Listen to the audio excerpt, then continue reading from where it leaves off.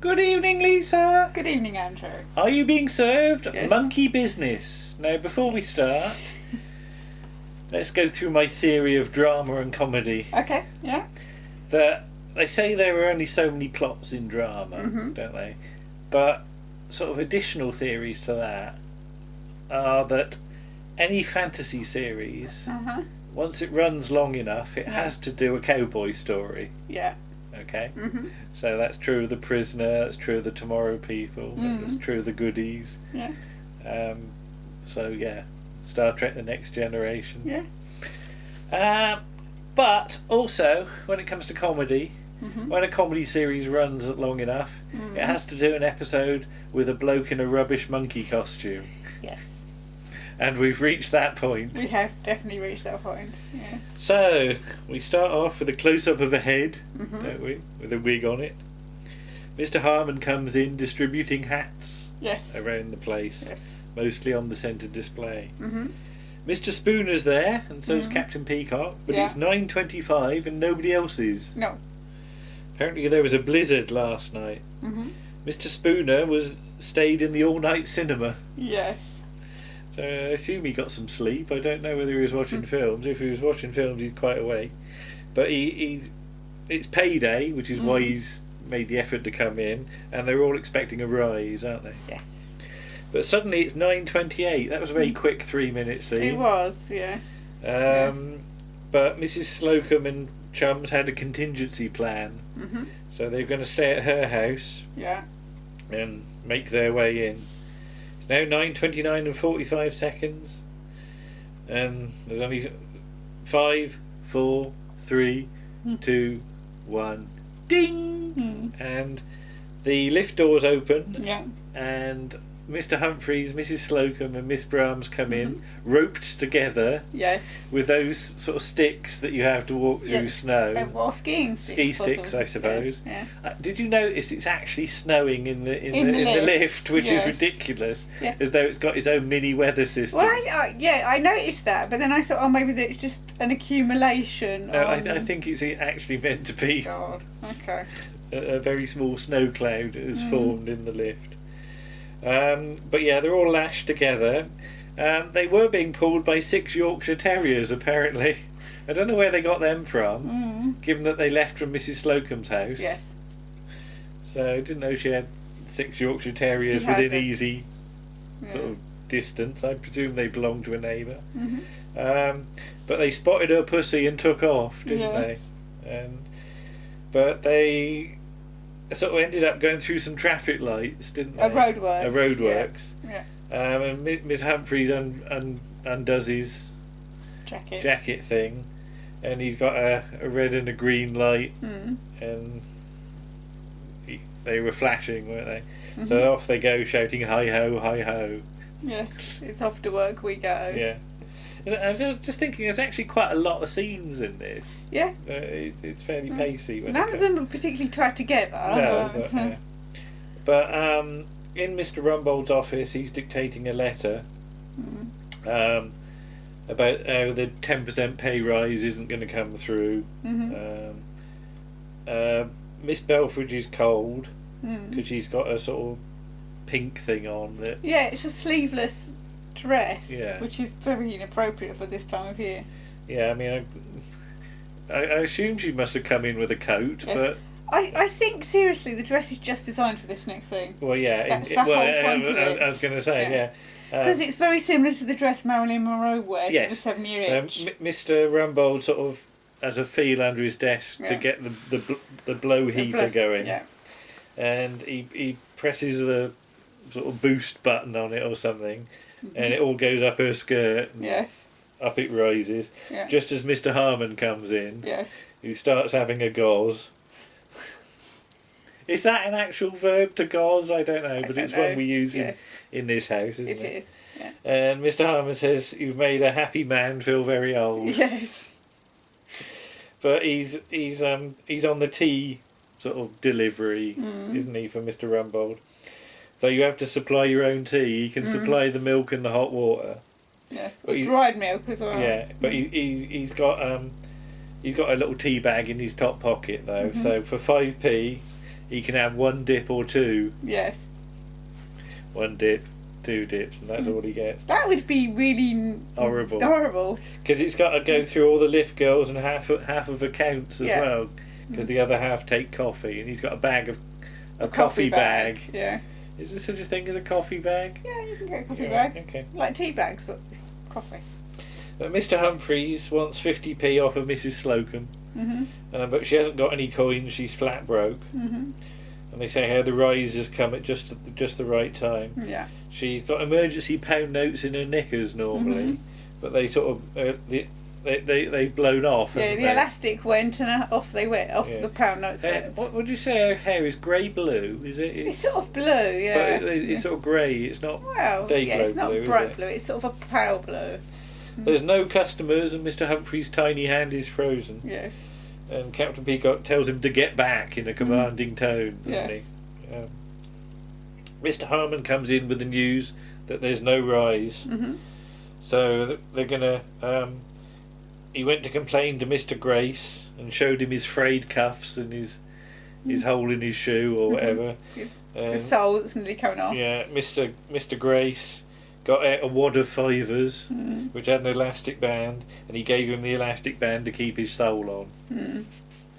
So he's not totally unsympathetic, just very, very mean. Yes, mean, yes. And are we assuming this is young Mr. Grace or old Mr. Grace?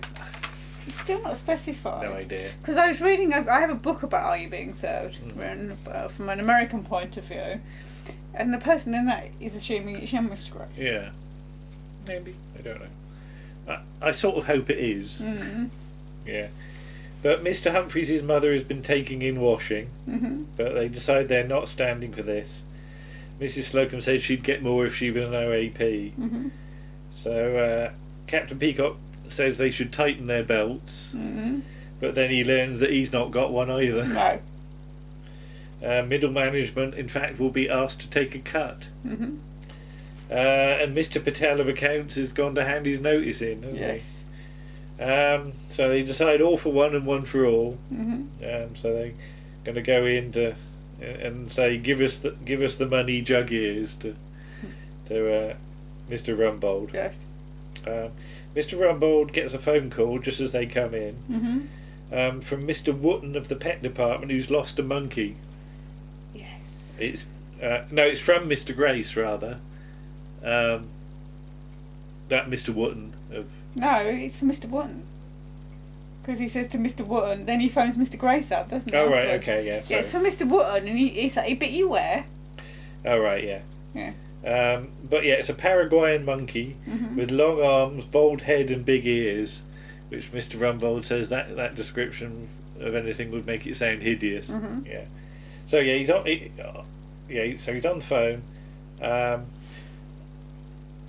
he says about they've had to restrain him, and it bit Mr. Wotton on the nose, and he might be hiding in the lift shaft and have you sort of dangling a banana? Dangle a monkey down. So they not a monkey. Dangle a monkey down. Dangle a banana down for the monkey. Dangle a monkey down to find a monkey, unless it's a lady monkey. Unless it's a smaller monkey. It's like Russian doll monkeys. There's one monkey inside another. So yeah, the staff a really tiny monkey think Mr. Grace is off his rocker, but they soon realise that's the monkey. But what about the pay rise? And Mr. Rumbold says difficult times, and he's not getting an increase, and in the course of time it should come through. So Mrs. Slocum is quite keen to get fired by now, at least if she got severance pay. Mr. Rumbold says she can't fire them for no reason. He can't fire her for no reason. I think I might have got that round the wrong way. But so she gets the water jug and tips it on his head. Yes. Well, considering that was the water used for the tea, yeah, it must have cooled down a lot. It must have. The audience find this hilarious, and there's like applause and everything for this, isn't it? Yeah. Mr. Rumbold just smiles and says that was very naughty. Yes. He's got a sense of humour. Off you go. So they leave. Yeah, because they don't have the money for the severance pay. Yeah, he admits they can't afford the severance pay. So, so he's on again to Mr. Grace again. But the staff are trying to get fired, but then he hears there's a Japanese takeover bid, and everybody could get fired. Yeah. So, on the shop floor, should they have a sit-down strike? Well, if they strike, they just won't get paid, so they'll be no better off. They need to do something they can't be forgiven for. Mr. Humphreys, though, has always been forgiven by the same vicar for some reason. So be rude to customers is the idea. So Miss Brahms is going to go first.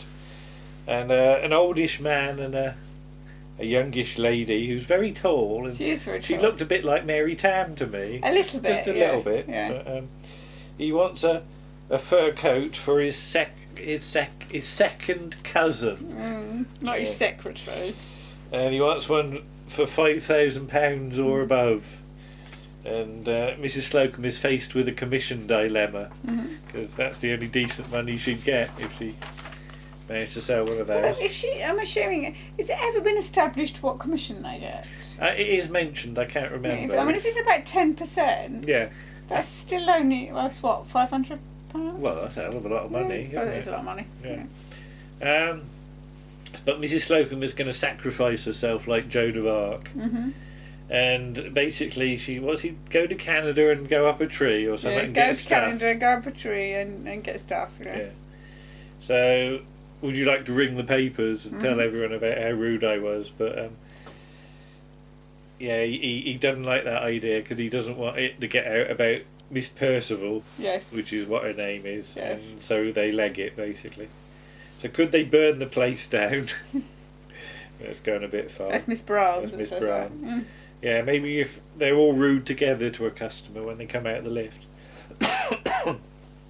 So yeah, and a gesture that would be recognised internationally would be 2 fingers with a raspberry. They decide on in the end. So up comes the lift.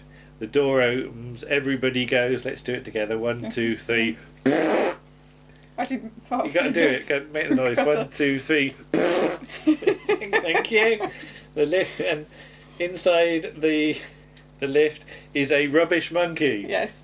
Played by Rusty Goff. Yes. Who was the chap who responded to Mrs. Slocum's Lonely Hearts advert a while ago and ran away. But the monkey goes too, doesn't he? He does. Didn't know monkeys could make that noise. No.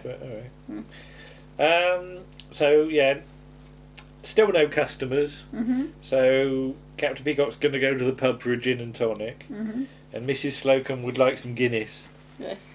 So Mr. Harmon comes in. He's been earwigging at a shareholders meeting, and then Mr. Rumbold comes in and confirms the Japanese takeover, and that their head man's going to inspect the building, and Captain Peacock could be replaced by a robot, says Mr. Harmon, who'd have to have microchips. Yeah. So the PM has said the medicine's going to be bitter at the moment, but if they could go to number 10 and carry on. They could go to number 10 and meet her. I was just going to say, it can't be that easy to get into number 10. Well, it's not. I know you have to make an appointment. You can't just walk in. Yeah. Even if it's John D. Collins. Yeah. Again. But she's a woman, so they need a spokesman. And has Yes Minister started by this point? Yes Minister has, but not Yes Prime Minister. So they wouldn't have had a cabinet room? No, So it's not the same set. So have they made that cabinet room just for this episode? It seems to be. It's a lot of work for a scene that doesn't last any more than about 5 minutes. Yeah, I know. Unless it's shared between another series. Yeah. But this is 1983, and the final episode of Yes Minister isn't till Christmas 1984. Right. So, yeah. Anyway. So Mr. Harmon does a good union spiel to put himself forward, but nobody wants to vote for him. Right. They need somebody with charm and charisma who's not too far one way or the other. Mr. Humphreys is flattered, but Mrs. Slocum was thinking of Captain Peacock. Yes. And he's got an Anthony Eden hat. I don't know why that would make a difference, but he can charm. But yeah, maybe he could have a new hat. So he goes and looks on the sort of display. Mrs. Slocum starts saying about this sceptred isle, this England. And Mrs. Slocum and Miss Brahms go off to get changed. Yes. So they're worried they're going to have to camp on the doorstep of number 10. So in the cabinet room, which is definitely smaller than the one in Yes, Prime Minister. Thinking about it. Right. I suppose it doesn't need to be. There's only certain bits of it that they shoot, so it doesn't need to be big enough for the camera to move all the way around. No, but there's no sign of Mr. Humphreys, and they're worried he's got lost. Mm-hmm. So as you said, John D. Collins shows them in. How many times has John D. Collins been in the show now? About the third or fourth. Yeah, because as you said, he was the doctor, wasn't he? He was the doctor in Is It Catching? He's a waiter in... when they go to the restaurant. Yeah. And I'm sure there's another one as well. All right, there might be. I don't know. I need to look. But they're sort of going on about how Winston sat here and Wilson tapped his pipe out and Lloyd George was having it away with his secretary. Yeah. And they wonder sort of what things were said. And this is quite clever. It's not as big as I thought it would be. Yeah. Says Mr. Arms. Yeah. Who's not listened to the first bit of the conversation. No. Or maybe she has. Mm-hmm. So the phone goes, and they don't know whether to answer it at first. But Mrs. Slocum picks it up and goes, "Mrs. Slocum here." She puts on her best telephone voice. And she says she's sort of the second in the party. Mm-hmm. Ronald who? And yes, it's Ronald Reagan. Yes. We assume. And she says how much we admire you, and she's seen all his films. All his films. And he's worried about Andropov. Yes. But apparently this chat with Mrs. Slocum puts him in a good mood, says John D. Collins. Mm-hmm. And the Prime Minister has been choosing hats with Mr. Humphreys. Mm-hmm. And all you see is an arm of the Prime Minister and a voiceover from Jan Ravens, isn't it? Is it Jan Ravens? Is it actually called Jan Ravens? Yes, I wrote it down. Yes. Okay. So they've been chatting about how his mother takes in washing, and she advises having nothing to do with the SDP, which is Surf, Daz and Purcell. Yes.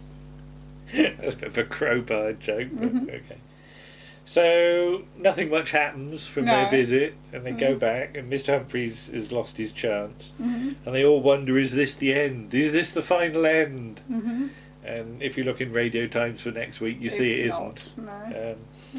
Although I quite like the idea of having this as the 5th episode in the series. You could almost, in your head, if you believed it, you could think the final episode would be after they've left or their last days or something like that. So, yeah, it's the right place to put it in the season. If you put it at the start of the season, you wouldn't believe it. But, no. Yeah. No. I know we've sort of been here before with takeovers and things, but hey. Yes. But at least they've tried. And Mr. Rumbold goes around calling them all by their first names. Yes. And he says to Mr. Harmon, Harry. Yeah.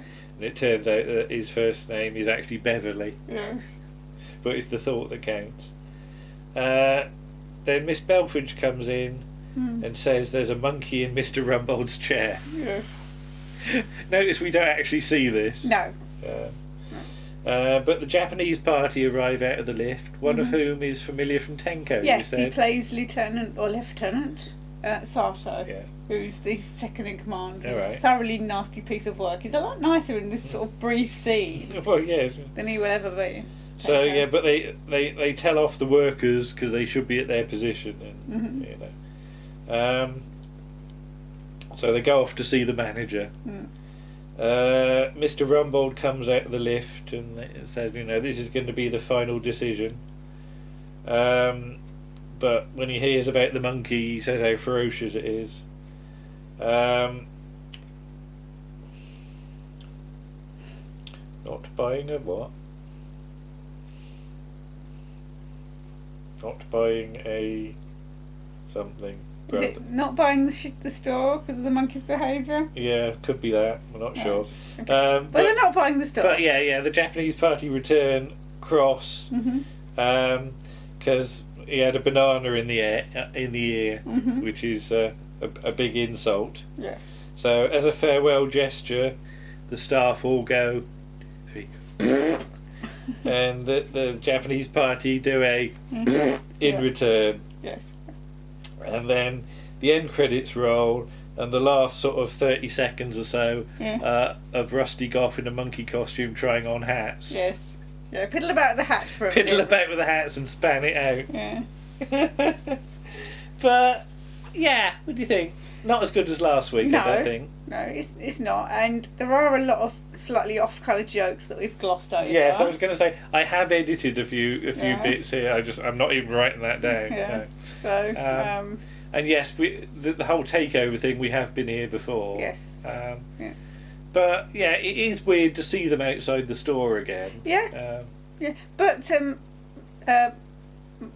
Mamos, is it, on Twitter? He did an article about that, and it's really interesting. If you want to look it up, if you go to his Twitter, so you can go back a few days, there's a link to his article about the instances of them going outside the store. Outside, and it mostly seems to be from this series. Yeah. So. But yeah, not bad. No. And we're almost at the end of the season, which surprised me. Yes. And we've got to find season 10. We have. Because we've temporarily mislaid it. It is. It's here somewhere. So we'll do the next episode and we'll try and find it. Yeah, there might be a delay. There might be a delay whilst we need to go excavating. Yeah. But there you are. So that's the obligatory bloke in a monkey costume episode done and dusted. Got that out of the way. Got that out of the way. And I can't remember much about next week. No, I can't remember what it is now. Lost and Found. Oh, that's it, yes. Yeah, but I can't remember what the plot is. I think it's about Mrs. Slocum's pussy. Oh, is it? Okay, we shall see then. Bye-bye! Bye!